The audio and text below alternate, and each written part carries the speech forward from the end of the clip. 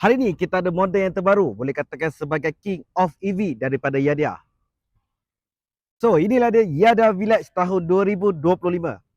So, untuk bahagian depan, kalau korang tengok dia datang sekali dengan hitam matte yang sangat premium, lampu LED dan saiz tayar bahagian bawah dalam 90 didatangkan sekali dengan disc.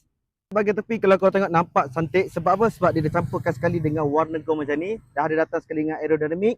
Dan juga dia punya tempat peminjat kaki belakang yang sangat smooth saja untuk korang nak gunakan. Okey, bahagian belakang pun saiz tayar belakang dalam 100 dan juga datang sekali dengan double absorber. Antara kelebihan yang ada pada Yadia Village ni nak berbanding dengan motor EV yang lain. Kalau ikutkan motor EV lain dipakai dengan 3000 watt. Tapi untuk Yadia Village ni dia 3200. Okey, dia menghasilkan 172 Newton meter torque. Alright. So untuk top speed dia paling kurang dalam 63 ke 65 macam tu untuk top speed dia. Kalau untuk kita nak naik bukit dengan Yadia Village ni dalam 15 degree macam tu lah. Kira okey lah. Untuk korang yang nak bawa laju sikit pun tak ada masalah. Sebab apa? Motor ni datang dengan 2 mode, 1 sport dan juga dengan eco mode pun ada sekali. Alright, untuk ketinggian motor ni dalam 760mm dan juga dia punya berat dia dalam 119 kg saja. So tak perlu risau. Kalau anda kata kalau motor ni berat sekalipun, korang nak undur, korang tak payah nak gerakkan kaki dah. Sebab apa? Motor ni pun dah datang sekali dengan reverse gear. Nampak? Padu tak?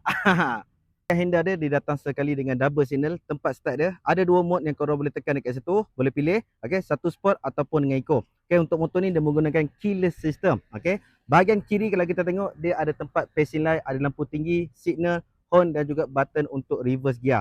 Alright, kita tengok dekat bahagian bawah. Okey, bahagian bawah dia ada sekali dengan kompartmen, datang dengan 2 kompartmen, satu bahagian kanan dan satu lagi dekat bahagian kiri. Untuk bahagian kiri dia ada charging port type A punya. Cas saja phone korang kat dalam tu. Okey, motor ni pun kalau korang pergi pasar tak perlu risau nak bawa barang sebab dia datang dengan 2 penyangkut, satu dekat bahagian atas, satu lagi dekat bahagian bawah dia dah letak sekali.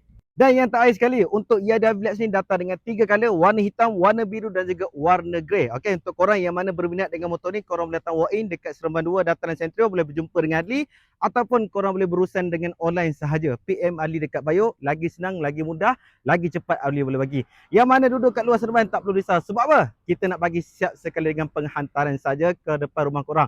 Okey, kalau berminat cepat-cepat dapatkan sekarang. Bye bye.